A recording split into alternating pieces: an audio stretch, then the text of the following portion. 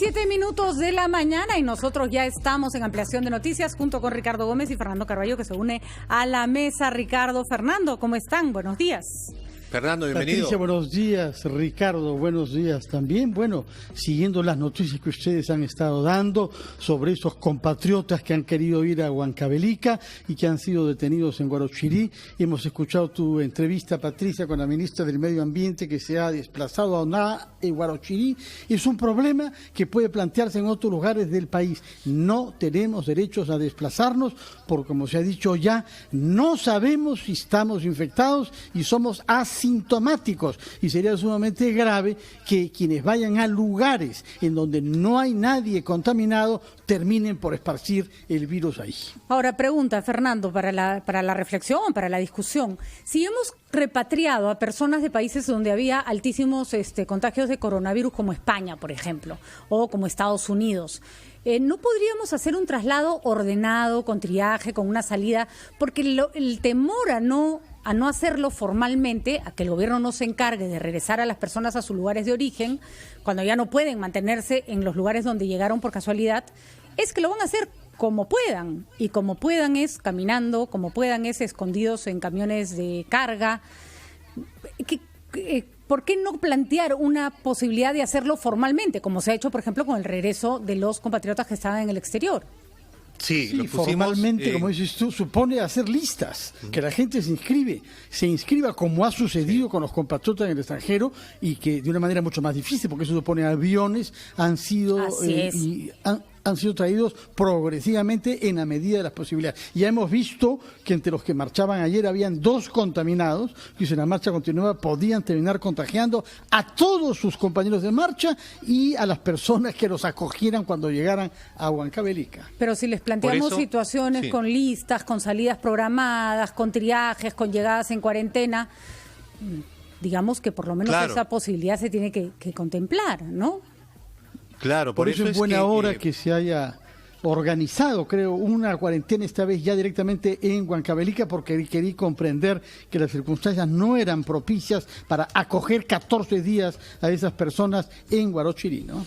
Por supuesto, y además otra cosa que Ricardo se tiene que también coordinar es que muchos gobernadores regionales o autoridades locales no quieren que gente de otros lugares llegue a sus sitios, a sus Sí, el caso primero es del gobernador ¿no? regional de Huancavelica, ¿no? El señor Maciste Díaz, que se comunicaba temprano ayer con nosotros, preocupado por esta situación.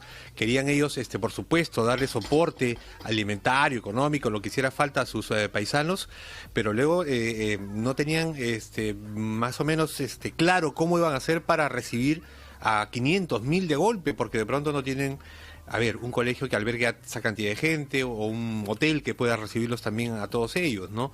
Hay que actuar con cuidado y con inteligencia. Bueno, yo dejo planteada la situación para que se quede en discusión y para ver qué solución le da el gobierno. Si se gastó dinero en fletear aviones y traer a Lima a personas que pusieron en hoteles de 5 estrellas, tal vez se debería pensar en salidas similares para personas desesperadas que tienen que regresar a sus lugares de origen y... Vamos, el Estado tiene que invertir en el que está afuera y también en el que está dentro, que además es menos mover a alguien de Lima a Huancavelica, por cierto, debe ser bastante menos costoso que traerlo de Estados Unidos a Lima.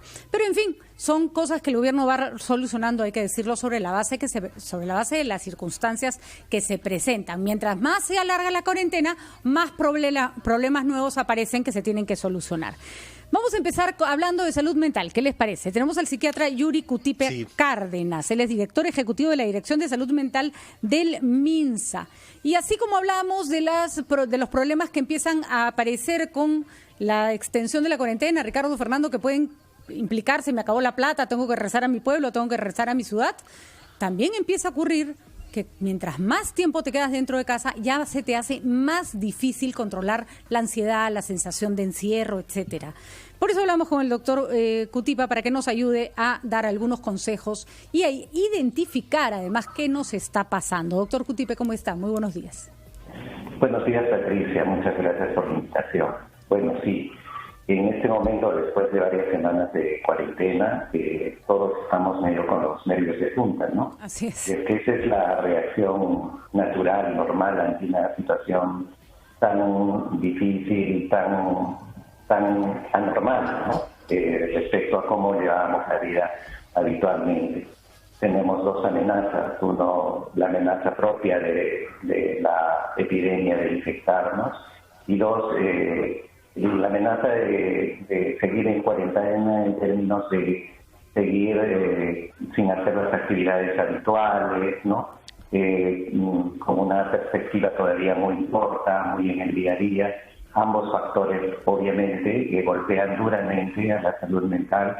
Eso se está viendo en el mundo, que es lo que está pasando, y también se ha visto en catástrofes que todavía eran mucho más acotadas y menos intensas en otros momentos. Vamos a ir, doctor Cutipe, rápidamente a una pausa, porque tenemos un problema con el audio, se le escucha mucho eco y queremos escuchar claramente sus indicaciones, así que nos da un ratito para poder en la pausa resolver este problema técnico y ya volvemos. Okay.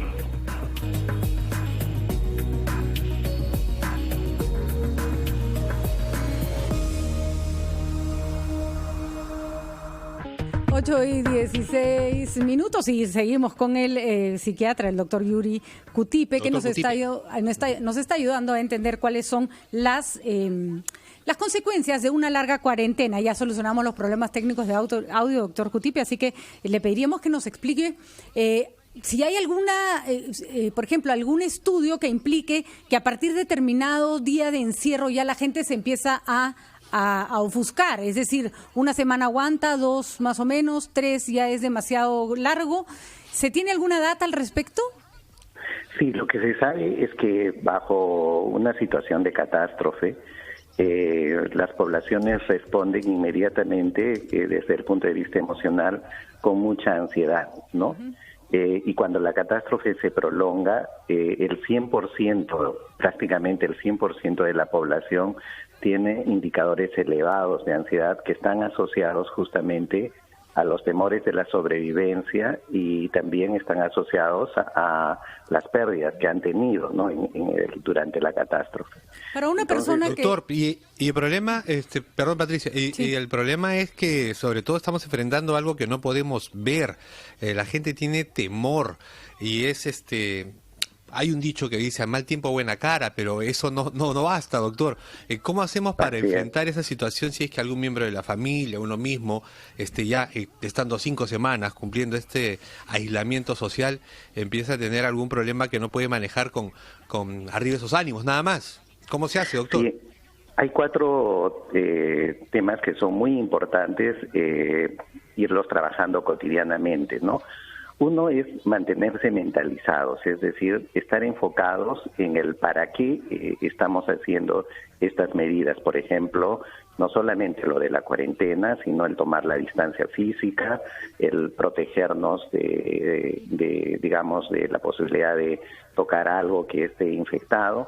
O sea, el responder permanentemente a ese para qué, o sea, cuál es la finalidad, cuál es la trascendencia, la importancia de esto. Esa mentalización va a proteger nuestra mente, va a hacer que podamos ser resilientes y seguir adelante teniendo en cuenta que lo que estamos haciendo es de provecho, de cuidado, nos va a cuidar a todos, no solamente a uno, sino a la familia y el lugar donde vivimos o trabajamos. En segundo lugar, es clave mantener la organización, o sea, no dejar el día a día que pase, porque el desorden en la propia casa, en las propias actividades, genera más ansiedad, más aburrimiento, no encontrar una salida. En cambio, el mantener el orden en las actividades que uno hace, en la propia, digamos, el orden de las propias cosas en la casa, eso también ayuda mucho. En tercer sí, doctor, lugar, pero a veces, insisto, se nos ha alcanzado esas recomendaciones, pero ¿cómo proceder cuando esto no alcanza? ¿Es posible, algún tipo de medicación o no podemos pasar a eso en estas circunstancias? A ver, sí, esa es una excelente pregunta, porque muchos hacemos estas cosas que la mayor parte de especialistas recomendamos, ¿no? Profesionales de la salud mental, que son bastante obvias también, ¿no?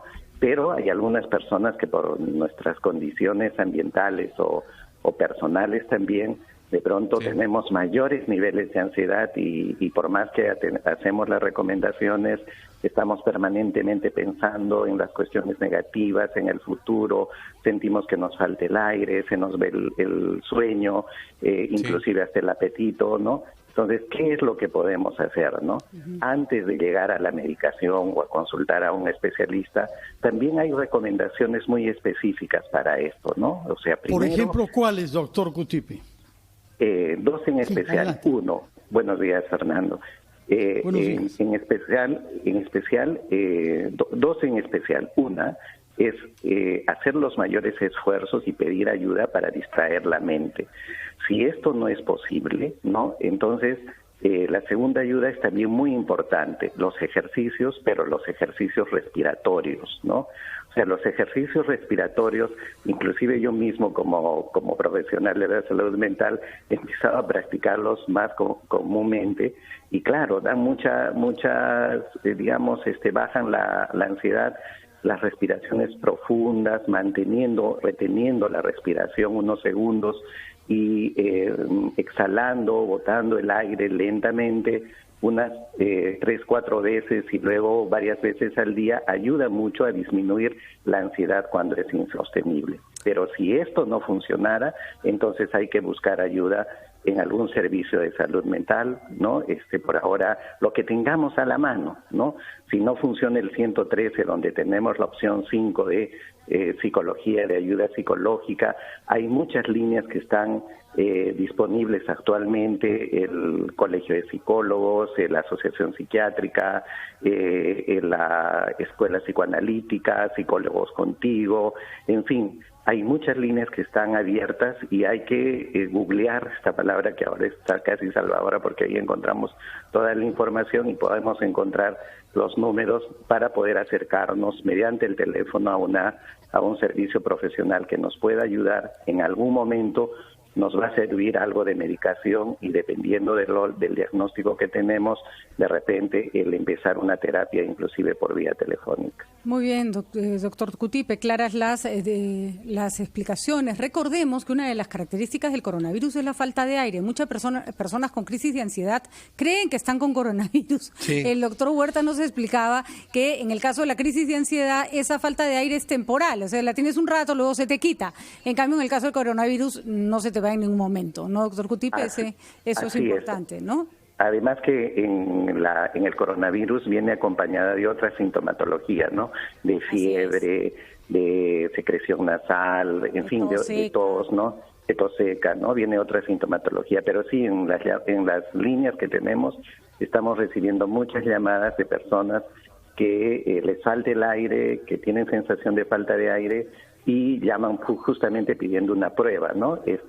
Y bueno, hay que hacer el trabajo de informarles primero y ayudarles para que enfrenten esa alarma que tiene el propio sistema nervioso frente a esta situación, ¿no?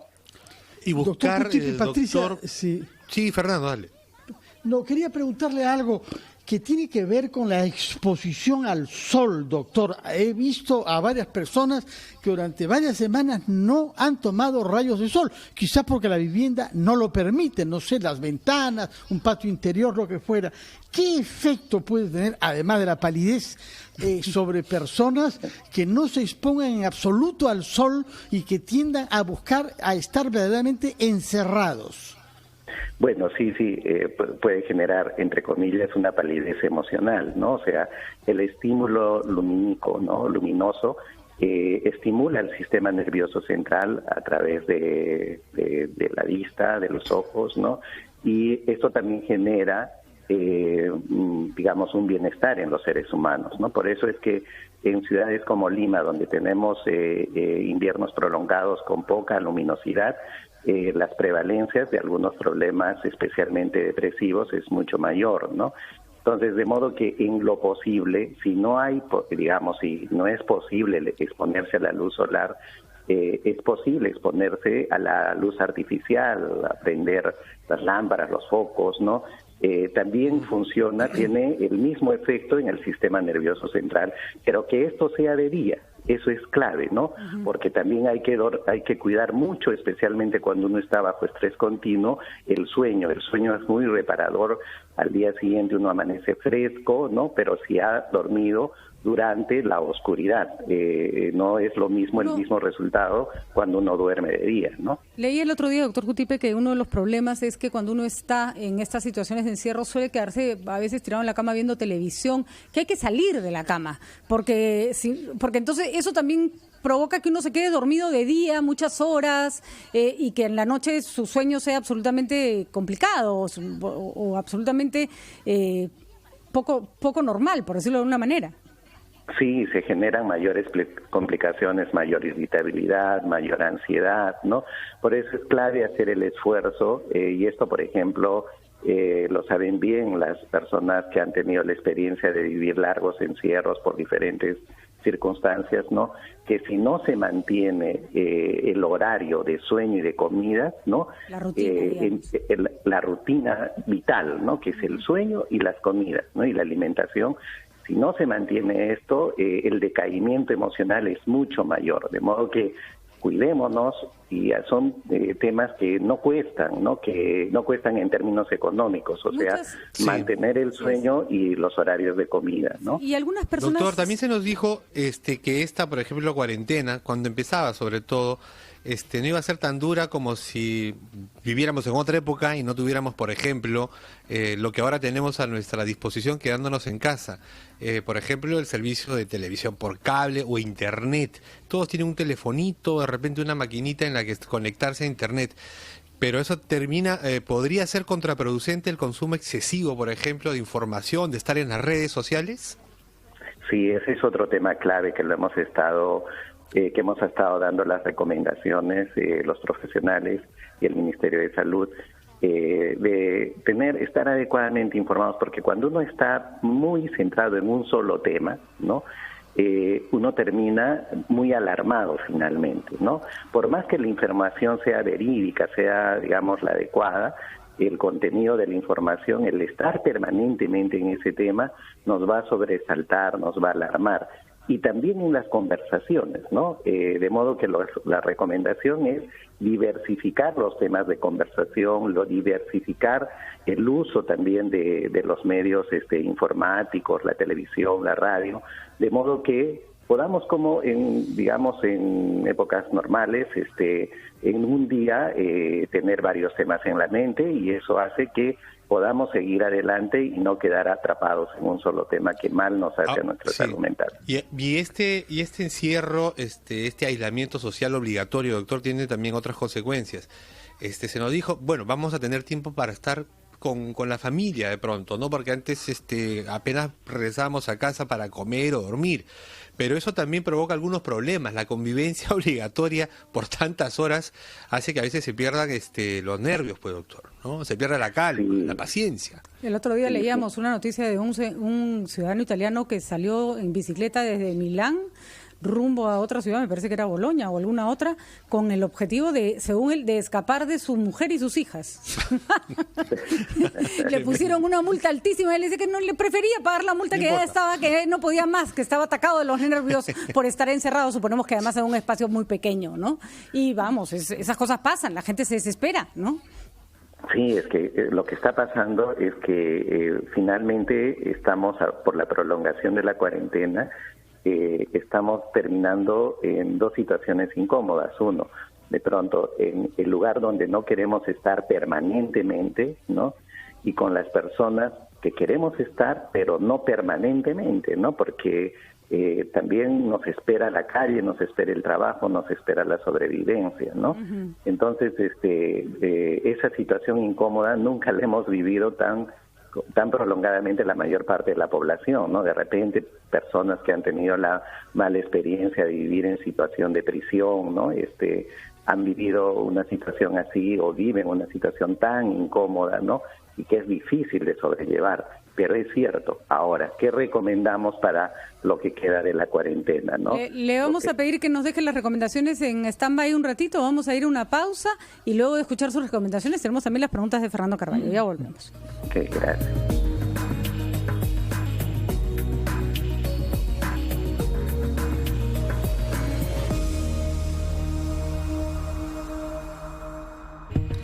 Son las las 8:34 estamos conversando con el doctor Yuri Cutipé, director ejecutivo de Salud Mental en el Ministerio de Salud.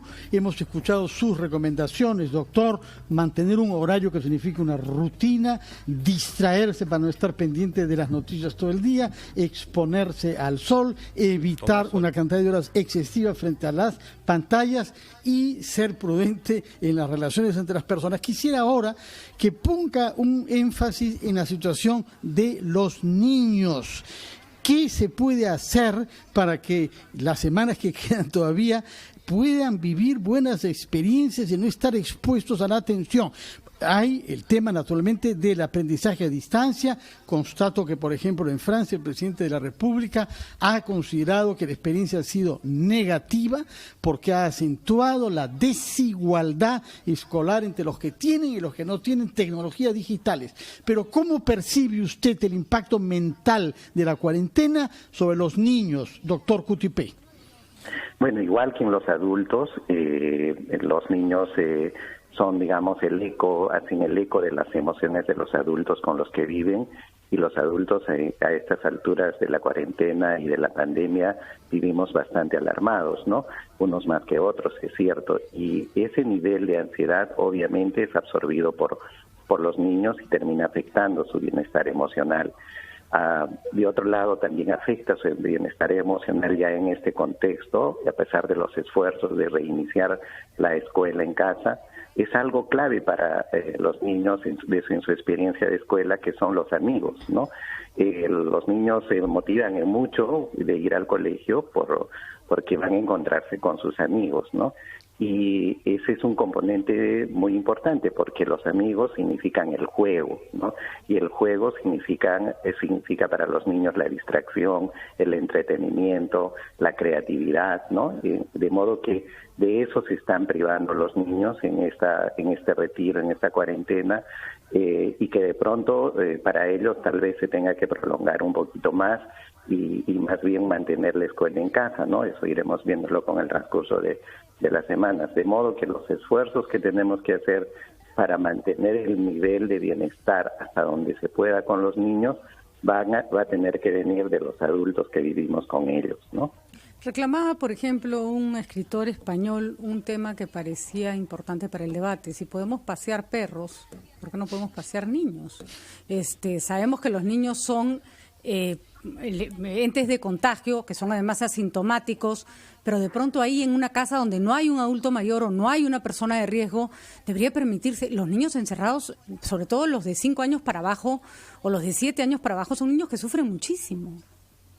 Sí, los que están en preescolar son los niños entre los 3 y 7 años, son los que sufren mucho el encierro, especialmente si no tienen hermanos, ¿no? De la misma edad con quienes jugar, ¿no? Entonces, sin embargo, si se prolonga la cuarentena, van a tener que tomarse estas medidas. Nosotros sabemos internamente que ya se están tomando las previsiones para ver qué salida se va a dar si se prolongara para justamente este sector poblacional. Claro, no se trata de que vayan todos al parque al mismo tiempo, ¿no es cierto? Ahí también se puede mantener la distancia social, un rato determinado, que el niño no salga más de determinados minutos. Y una pregunta que parece medio rara, doctor, pero que la gente se queja, no se queja, pero comenta con mucha frecuencia en redes sociales, en conversaciones entre amigos, son las pesadillas. Que la gente tiene sueños muy raros, muy atemorizantes, que hay gente que recuerda sus sueños y que nunca antes los recordaba.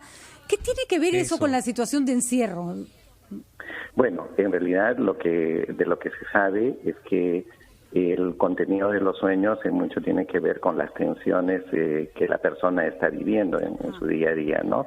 Y eso también es mucho más sensible en los niños y niñas, ahora que estamos hablando de ellos también, ¿no?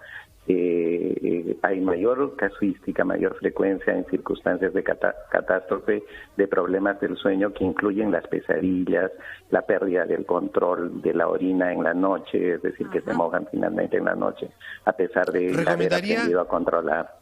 Sí, lo decía Patricia, doctor, ¿recomendaría usted de pronto, pensándolo un poco más, que así como, por ejemplo, se permite sacar a pasear a la mascota, que niños con autismo que lo requieran puedan salir acompañados de un adulto, de un familiar, niños pequeños también sería recomendable a una determinada hora del día, o lo recomendaría usted que puedan salir a dar una vuelta a la manzana, al parque, como decía Patricia, o no es recomendable todavía?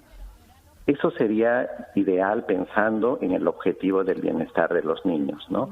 Sin embargo, hay que medituar ya desde un panorama más global el pro y el contra, inclusive para los propios niños o para los miembros de la familia. Como decía Patricia, por ejemplo, en los casos donde no hay una persona mayor o una persona con una enfermedad crónica en algún hogar, es posible que ese niño no vaya a ser un riesgo. El agente de contagio, ¿no? Sí, en casa, pero sí hay, sí. Entonces son particularidades que son muy difíciles de tomar en cuenta en una disposición poblacional. Sin embargo, se está viendo, hay en este momento ya en preparación algunas posibilidades normativas para generar algunas facilidades justamente para que los niños y las niñas puedan tener alguna posibilidad de expandir un poquito digamos, sus movimientos fuera de casa, ¿no? Y doctor, eso es muy importante, es cierto, es muy importante. Claro. ¿Y cuánto y qué se les explica a los niños? Porque no podemos aislarlos de la información porque la van a recibir igual. Prácticamente toda la carga informativa últimamente viene sobre el coronavirus, pero no sé si hay que cuánto se les debe explicar para no asustarlos tampoco. Sí, esa es una pregunta clave, muy importante, y que es un reto siempre para los adultos, no solamente en estas circunstancias, sino en cualquier otra donde hay noticias que no son tan buenas, ¿no? Entonces, pero la recomendación general es, dependiendo de la edad, de la capacidad del niño, de la experiencia previa respecto a la circunstancia. Ahora, por ejemplo, están muy informados, de modo que de pronto lo que necesitan es, en la información que les damos, no es contenido sino seguridad, pero para eso lo primero es preguntar antes de hablar, ¿no? Ajá. Los adultos, por el poco tiempo que tenemos, las tensiones, generalmente tratamos de adelantarnos y dar el consejo sin saber qué es lo que les interesa realmente a los niños o las niñas, ¿no? Y lo primero que hay que hacer es, antes de hablar, escuchar, preguntar, poner atención en sus preocupaciones y solo ir a ese punto, al punto de su preocupación, al punto de su interés, y de modo que paulatinamente iremos dándonos cuenta de que de pronto falta más información o falta darle seguridad. Finalmente, niños pequeños, o sea, menores de 10, 8 años, lo que necesitan es saber si le va a ir bien, ¿no? Si el virus va a desaparecer o no, y si no desaparece, si va a sobrevivir o si le va a pasar algo a sus seres queridos. Entonces hay que darles una información realista al respecto, atada justamente a la prevención, ¿no? Y también a irlos preparando para cambios de hábitos. El mundo no va a ser igual durante mucho tiempo, ¿no es cierto? Sí, es cierto. Y yo creo que en realidad esta preocupación es muy nuestra de los adultos, porque todavía no hemos aprendido a vivir en un mundo físicamente distante, pero muy cercano socialmente y afectivamente, como si las generaciones, las nuevas generaciones, ¿no? Los jóvenes, los adolescentes, los niños un poco ya mayores, ya saben utilizar muy bien las redes sociales, ¿no? Y tener amigos, tener grupos de amigos, estar muy vinculados. Y es algo que nosotros los adultos recién vamos a aprender, y creo que más bien también tenemos que tener una actitud de aprendizaje. Y ver cómo lo hacen los chicos. Así es, ver cómo lo hacen. Los chicos. Muy bien, doctor Cotipé, ha sido un gusto conversar con usted y sobre todo estos consejos que resultan utilísimos en este momento en que todavía hay muchísima incertidumbre. Muchísimas gracias por estar con nosotros en Ampliación de Noticias. Buenos días. Muchas gracias a ustedes. Hasta luego.